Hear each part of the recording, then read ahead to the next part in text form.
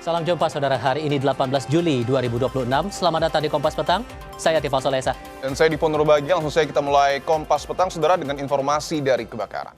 Diduga korsleting, rumah di Cengkareng, Jakarta Barat terbakar. 15 mobil dengan 75 petugas pemadam kebakaran dikerahkan ke lokasi kejadian.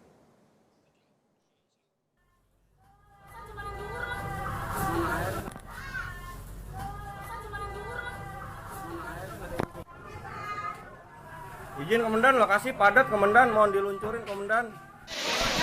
Kebakaran terjadi di Gang Al-Amin, Cengkareng, Jakarta Barat.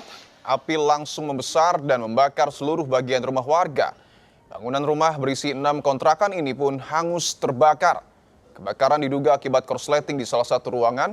15 mobil dan 75 petugas dikerahkan ke lokasi. Belasan warga terdampak akibat kebakaran ini.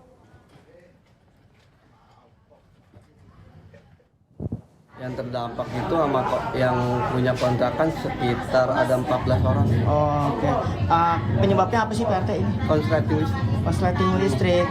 Oh, oke. Nah, tadi dari pihak damkar dapat memadamkannya berapa lama tuh PRT?